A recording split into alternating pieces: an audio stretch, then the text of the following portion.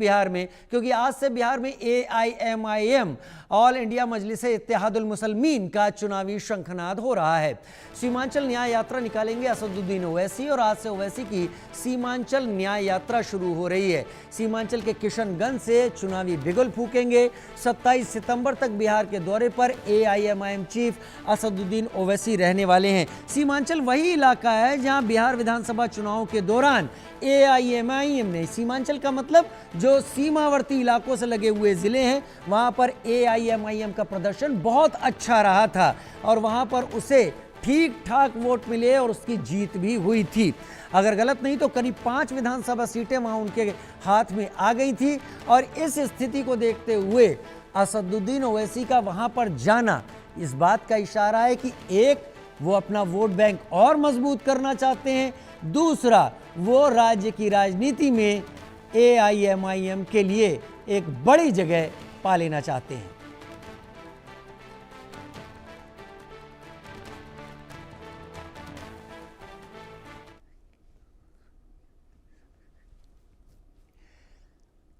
आज से सीमांचल में ओवैसी, चुनाव की तैयारी कैसी? सीमांचल में रण ओवैसी, आखिर किसका बिगाड़ेंगे समीकरण? उधर पटना में कांग्रेस की CWC की बैठक है।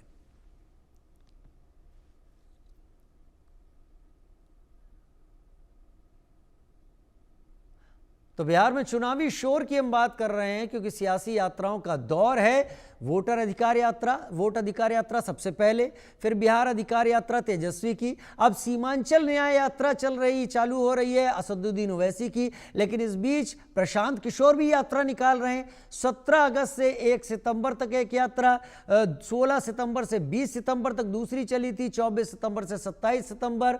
24 जिले की 50 सीटें, 10 जिले 66 सीटें और किशनगंज में 4 सीटें जो आप देख रहे हैं। रितेश मिश्रा मेरे साथ इस वक्त जुड़ रहे हैं। रितेश, असदुद्दीन ओवैसी का फैक्टर कितना बड़ा गेम चेंजिंग है? क्योंकि अगर AIMIM महागठबंधन के साथ नहीं है तो वो अपना सीमांचल का वोट बैंक और सीटें तो सिक्योर कर ही रही है। असदुद्दीन ओवैसी अपने करिश्माई व्यक्तित्व से मुस्लिम वोट को, क्योंकि वो खास तौर पर ज्यादातर AIMIM मुस्लिम वोट बैंक की ही बात करती है, उन मुस्लिम वोट बैंक को अगर अपनी तरफ बाकी जगह खींच लेती है तो महागठबंधन को एक बड़ी चोट पड़ती है।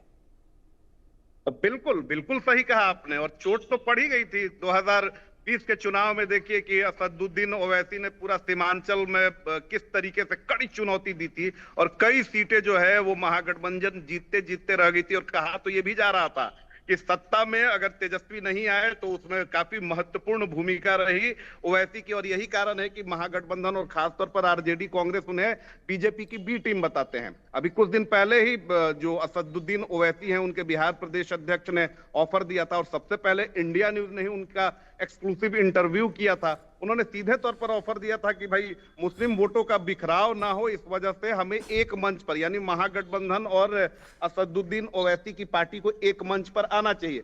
लेकिन ये सारी चीजें सोची समझी रणनीति के तहत की गई थी, क्योंकि ओवैसी को भी पता है कि महागठबंधन किसी भी सूरत में उनके साथ नहीं आ सकता है। लिहाजा उनके ऑफर को महागठबंधन, आरजेडी और कांग्रेस ने पूरी तरीके से इनकार कर दिया था। लेकिन सबसे बड़ी बात है कि उसके बाद ये सारी चीजें इसलिए हुई थी ताकि ये आरोप लगता है ओवैसी पर कि ये बीजेपी की बी टीम है, तो उन्होंने एक मैसेज देने की कोशिश की मुस्लिमों को भी कि देखिए हमने ऑफर दिया कि भाई चलो हम एक मंच पर आते हैं ताकि मुस्लिम वोटों का बिखराव ना हो। लेकिन देखिए कि किस तरीके से देखिए कि किस तरीके से जब ऑफर को डिनाई कर दिया गया तो उन्होंने ये मैसेज कन्वे कर दिया कि मुस्लिम वोटों की कोई चिंता नहीं है और मुझे मजबूरी में सीमांचल में उम्मीदवारों को उतारना पड़ेगा। और जो जानकारी मुझे मिल रही है कि पिछली बार तो 5 सीटें इन्होंने जीत ली थी और कई सारे सीटों पर महागठबंधन को इन्होंने नुकसान पहुंचाया था। इस बार इनकी तैयारी कुछ ज्यादा है, यानी बिहार में देखिए 19% मुस्लिम वोट है और कई सारे जिले, सीमांचल तो है ही, इसके अलावा आप सिवान देख लीजिए, आप गोपालगंज देख लीजिए, बेतिया में देख लीजिए, वहां पर भी मुस्लिमों की अच्छी खासी तादाद है। तो इस वजह से आप देखिए कि अब जब 50 से 60 सीटों पर महागठबंधन को ओवैसी की पार्टी चुनौती देगी, तो जाहिर सी बात है कि इसका सीधे तौर पर नुकसान जो है वो झेलना पड़ेगा आरजेडी को और कांग्रेस को। और इस बात को कांग्रेस के नेता भी और आरजेडी के नेता भी बखूबी समझ रहे हैं, और यही कारण है कि चिंता बढ़ गई है, महागठबंधन की चिंता बढ़ी हुई है। और इधर अगर देखें तो प्रशांत किशोर ने एनडीए की चिंता बढ़ा दी है। इसके बाद कई सारी छोटी छोटी जो पार्टियां हैं वो भी चुनावी रण में उतरने के लिए तैयारी कर रही हैं। तो बिहार में इस बार जो ये विधानसभा का चुनाव है, ये सही मायनों में कहें राजीव तो ये चौतरफा है।